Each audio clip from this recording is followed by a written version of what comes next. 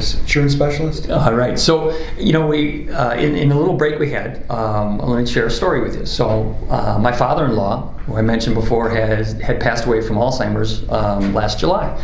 20 years ago, him and his wife bought a long-term care policy.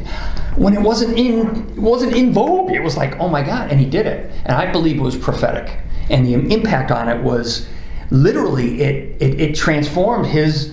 It was the good was so amazing, and at the time he had one option.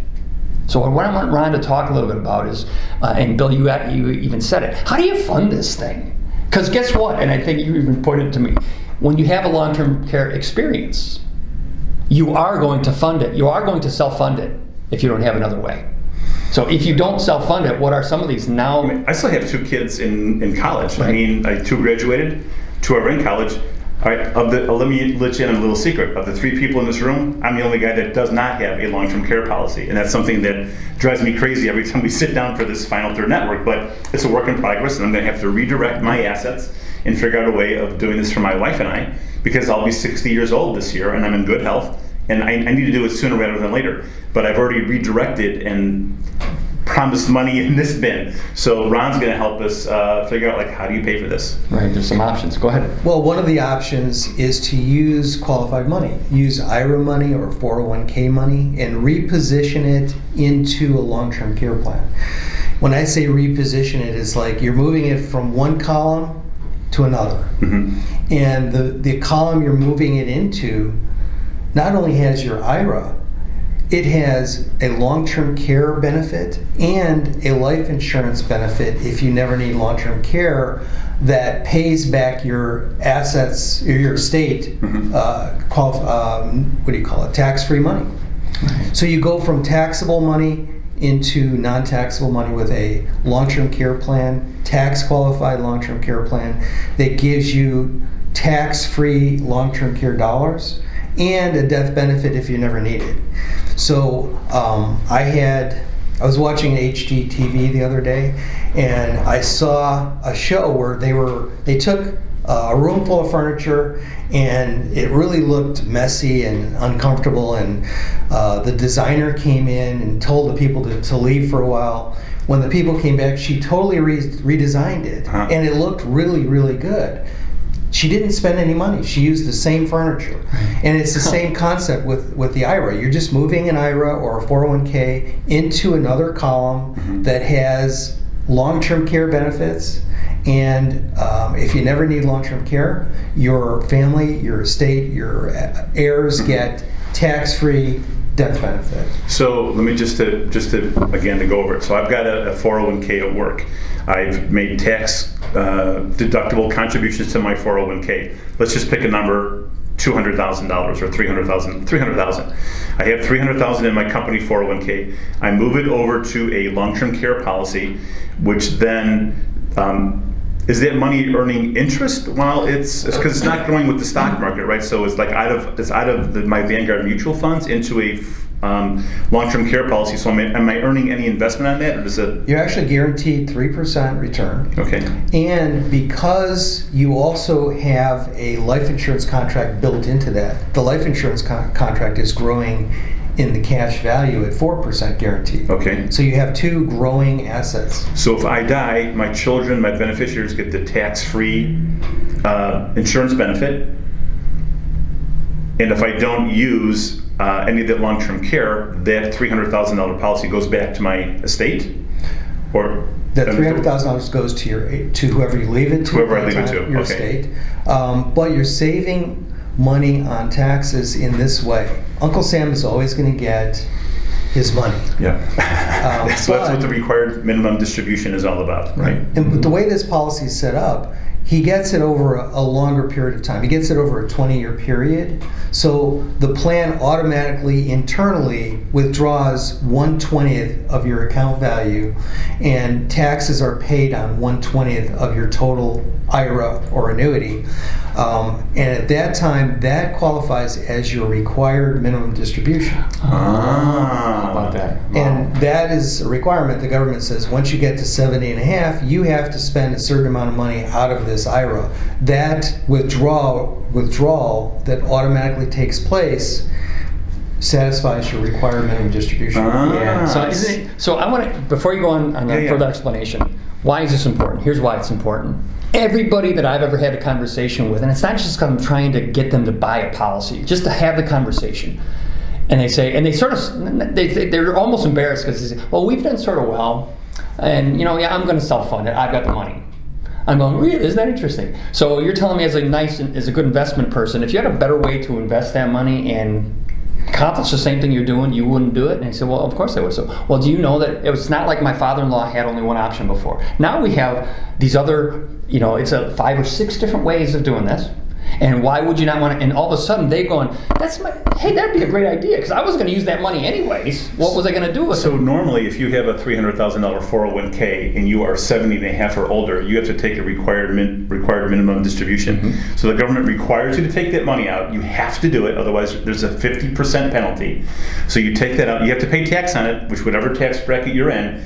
And then normally you would use that potentially to fund an activity of daily living or home care. Right. But what you can do instead is you take that 401k and shift it into a different bin, long-term care policy, and then that money can go to your long-term care, and it happens in a tax-preferred fashion. Not only that, but you can cover 2 people with one IRA.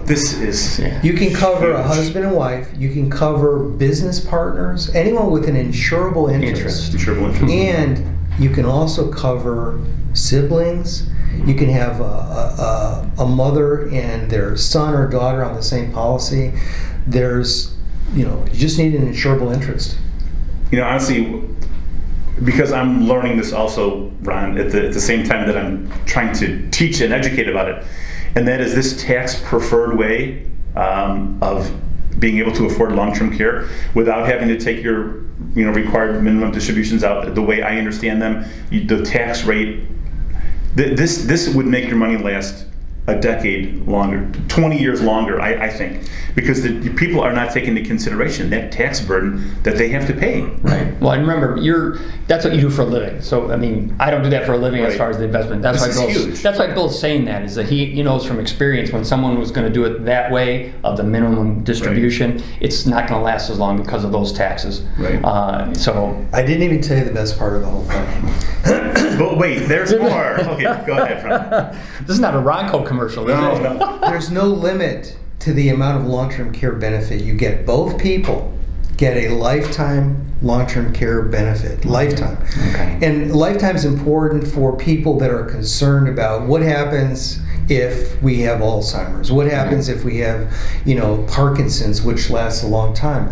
It satisfies that worry that, we might be able to take care of 2, 3, or 4 years worth of care, but what happens if we have 10 years. A really bad catastrophic loss? Right. This covers 2 people with a lifetime benefit with one person's IRA. That is absolutely. Okay. So that's why this option thing is. Right. There's just so many different options that, you know what?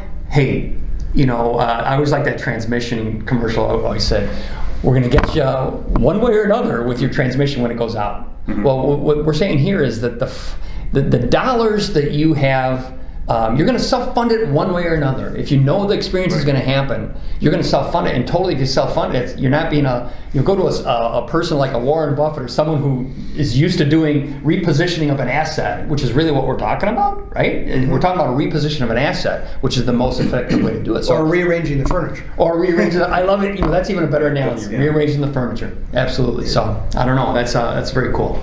That's. We still have, roughly, 10 more minutes to talk about these kind of things. So for me, this was like an epiphany in terms of, because again, being a wealth manager, 53% of my clients are female, 47% are men. Most of the women are 55 plus. I do have a few inherited IRAs, so the husband passed away and left the individual retirement account for their wife. So the question is, they have sent me an email every month. Bill, I need to pay my property taxes. Bill, I need to get the tree fixed. Right? Can you help me make a distribution? So and I get an automatic notification when people turn 70 and a half to remind them that they have to take their required minimum distribution. Required minimum distribution. They're still working. They're still doing well, but they have to take the money out whether they like it or not, and they have got to pay tax on that. So this is a great way, again, for a husband and a wife to do some estate planning, some pre-planning, to say we're going to take one of our IRA accounts, move it into the long-term care. We both get unlimited long-term care benefit, and if we die, that money goes to the kids. Estate. Yeah, to the estate tax deferred. There are no words from where I stand. That's absolutely profound. Right. From a financial position, you're right. That's very cool that you're, because that's a perspective I don't have, and I think that again, that's why what me and Bill always wanted to do in this is to have a venue that we're putting ideas on the table, and that's what we're trying to do. So. I have a question for you, Ron. So one of my clients, if push came to shove, you would say that he has a common law wife. So they're not technically married, but they've been living together and being together for 19 years. Do they qualify as a couple if they didn't? They would. They would. At that point, they would. We've even done these plans for business partners. Two males that owned a company. They wanted a plan. The company, besides the IRAs, you can get corporate dollars also. Mm-hmm. So if someone didn't have an IRA they wanted to use or 401k, the company can pay for the long-term care for the two owners in the company or other people in the company. So you can use corporate dollars to fund your long-term care and take a tax deduction. Right. So if you are an owner of a corporation, okay, and there's some fine lines of what kind of corporation is it, but the fact of the matter is you have some additional options. Mm-hmm. It sounds like. Mm-hmm. Awesome. That's amazing. Well, again, we have a few more minutes. Ron, is there anything else that you can share with our viewers, with us? A situation that you've seen that just, again, we end on a really good note. It's like the best of times. It's not something to be afraid of, but you'll never know unless you have the conversation, right? You don't know unless you talk about it, unless you ask. The one thing that I would like to say is that people ask, when's the best time to buy this? What age is the best time? When's the best time to do this type of transfer? If you're using qualified money, you want to do it after the age of 59. Oh, okay. Yeah. And that's because there's a penalty if you do it take it before. Okay. But this plan, we can cover people all the way up to age 80. So even if you're older and you haven't done anything about your long-term care, we can still get you covered all the way up to age 80. That's remarkable. And it's still health underwritten though, right? I mean, it's still underwritten at that point, even if you're 78, 9. It's health underwritten, but for the most part, it's a telephone interview. Oh, really? So it's not like a... It's not a blood test. You don't have to go through urine, blood, paramed type exam. Got it. It's a conversation that they have with you. And Got it. If you're over the age of 65, they want to make sure that you have good cognitive abilities. Right. So they give you a cognitive exam. Right. Interesting. Oh, very good. Ron, one more question, or another question, and that is there anything people can do where a family member is already suspected of having some dementia, and they're like, oh my gosh, he's forgetting things now. Can we get a long-term care policy that covers someone that might have pre-dementia, or the insurance companies have the gate down all the way? Once dementia's in your records, you're not going to be able to get any long-term care policy. That's huge.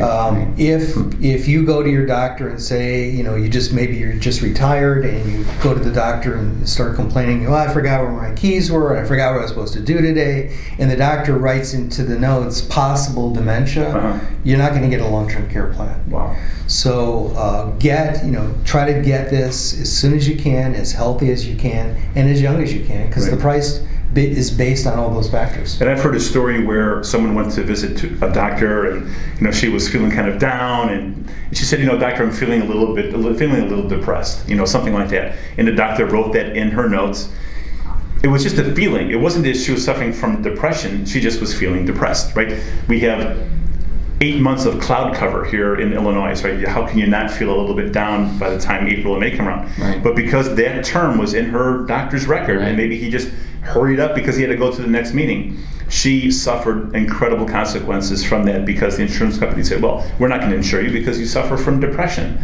And she's like, what are you talking about? Well, it's in the doctor note. So be very, very careful what you say. You want to be truthful, but just select your words very carefully when you go to a doctor. Well, it's my experience has been on the health insurance side as well, where it's really a difficult position to be an insurance agent. So you're trying to represent your client, and then the insurance company, and then you've got the doctor, because there's usually a conversation, and then the client. Mm-hmm. And the client just will never understand when they say, but I'm healthy.